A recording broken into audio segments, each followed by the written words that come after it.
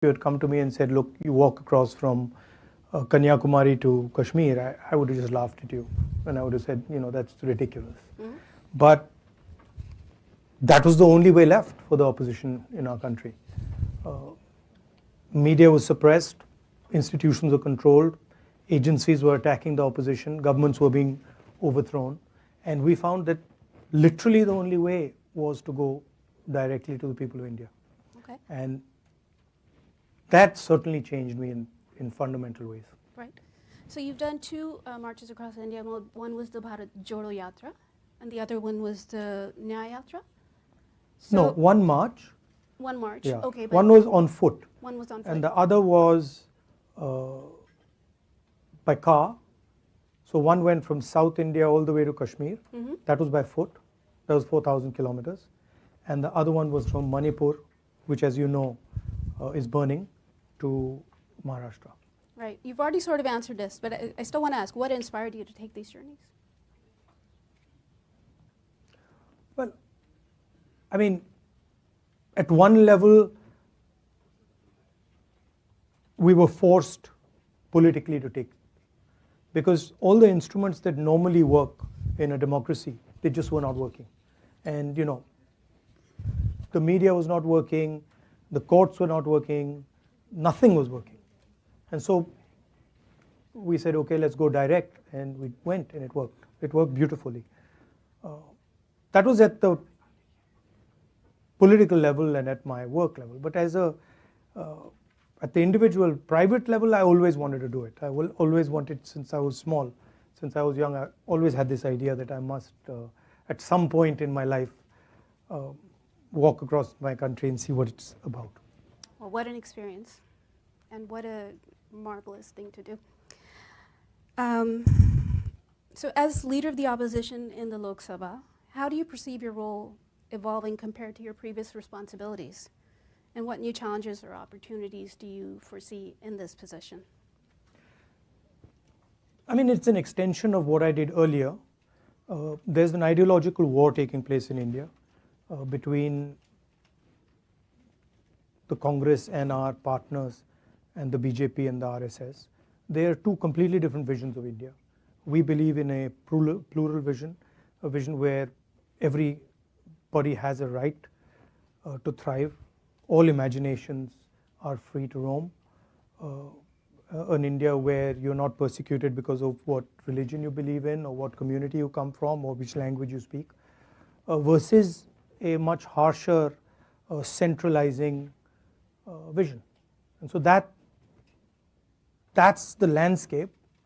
And then, we fight on that landscape, defend India's institutions, mm-hmm. Defend the weaker sections in India, defend the lower castes, defend the tribals, minorities, defend poor people. And after the yatra, I feel try to become the voice of as many people as you can. So for that you have to go and understand what's going on. You have to go deep into sort of the agricultural world, the conflicts that are taking place there, into the financial system, into the tax system. Mm-hmm. So you have to, in a sense, go deep into it, talk to people, and then understand deeply what they're saying, and then transmit it. Right. So and at a broader level, provide a vision, India Alliance vision for the country, which is obviously going to be fundamentally different than the centralizing, monopolized vision that the BJP is presenting. Okay, so you touched upon a couple of points. You just mentioned finance and the tax system. You spoke this morning that 17 secretaries take all financial decisions to run the country. No, 70. 70, okay. I'm sorry, 70. Apparently, only 3 of them are Dalits, and only 1 is a member of the minority. Now, all of them are. Well, you've got the numbers wrong, but okay. But this is from the audience. Let's put it that 90% of India okay. Is either tribal, lower caste, or Dalit, right, and or minority, and their participation in the governance of the country, in the various institutions of the country, in the media of the country is lacking. And so what we propose is a survey to make transparent the reality of how power is shared in India. The caste census. The caste census. Okay. But just to stay on the same topic, all the secretaries are from the administrative service, correct? Now, the US Treasury has economists, the UK Treasury recruits people separately with expertise in economic policy making. But the Indian Finance Ministry is the domain of IAS officers, of which very few understand finance. Will you professionalize the Finance Ministry, liberate it from IAS officers who criticize it, and appoint a Dalit scholar like B.R. Ambedkar as No, I Finance Secretary? think that, look, the problem is much broader than that, okay? The problem is about participation of weaker sections of lower castes, in particular Dalits, across the board, right? So I'll shock you by saying that if you were to look at the top 200 corporates in India, and you were to look at their management teams, and you were to look at their CEOs, you wouldn't find anybody from the lower castes, right? You'd find only people from the upper caste. Same with the Indian media. If you look at media, you'd find that it's the preserve of upper castes. You look at the influencers on social media, you look at the big columnists, you look at the people who control the media infrastructure. Again, it's the same issue, right? So there is a very small percentage of India which is controlling the entire infrastructure. What you're proposing doesn't actually solve that problem. No, not proposing, I'm just asking. Yeah, what you're asking doesn't actually solve that problem.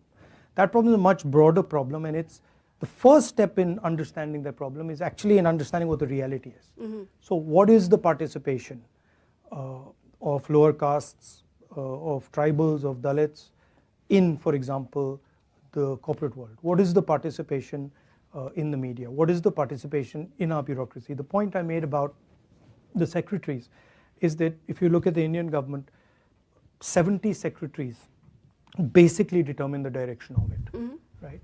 And I made this point again and again in the election that 90% of India doesn't have representation among those people. Okay, right? just as a follow-up, a lot of government posts are lying vacant, and many government agencies are actually hiring people through contract and not as direct hires. Exactly. So then how can you ensure? Well, we propose to change that. You propose to change So in that? our manifesto, we're very clear that this idea of contractual labor, we don't accept it. We're going to change it. Right, and many agencies are doing that to also reduce their overhead because of government expenditure. Yes, but that's true. Some of that is happening, but a huge part of it is happening to basically exclude people from lower castes. Because when you look at who are the contractors, they're not lower caste people, right? So the question for me and for the India Alliance is India fair? And we've been now independent for many years. How far have we got? We have a constitution that says India needs to be a fair country. One man, one vote, equal participation for all castes. As an idea, caste is outlawed, and then when you look at the structure, the idea is very much there. So the first thing we want to understand is what is the extent to this? And that's literally getting data. It's the 21st century. Everybody talks about data. We want data on fairness in India. All right. And once we get data on fairness in India, then we can make policy proposals to correct it. Right. Okay, so India's biggest problem is also unemployment. Yeah. Right? So what is your vision, and especially what is your government doing, say in Karnataka, to create large-scale employment opportunities? So I've been saying here in the United States that the West, America, Europe, and India, the West used to be the producer of the world. If you wanted to buy a car in the 60s, you bought an American car. You wanted to buy a washing machine, you wanted to buy a refrigerator, you bought an American refrigerator, you bought an American washing machine, American television. You guys were at the forefront of that, right? And then somewhere along the line, America decided, India decided, and the West decided that we're just going to stop. And we handed the whole thing to the Chinese. Now, for a country like India, to simply say that, look, we are going to ignore manufacturing and we're only going to run a services economy, means you can't give employment to your people, right? So one of the things I'm interested in is thinking about the act of production, also called manufacturing. Today, if you look at what most American companies do, look at what most Indian companies, most European countries do, they organize consumption. Uber organizes consumption. Organizing consumption is easy. Organizing production is a completely different ballgame, much more complicated.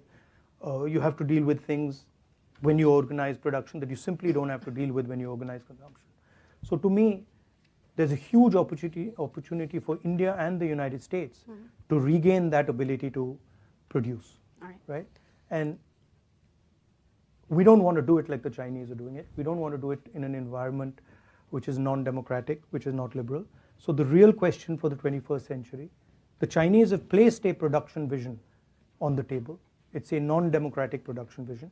Can the United States and India answer that by placing a vision for production in a democratic, free society? Okay. And I think that's where a lot of answers lie. All right. Now, to complete, we have a government in Karnataka, we have a government in Telangana, and what we are doing is there are multiple different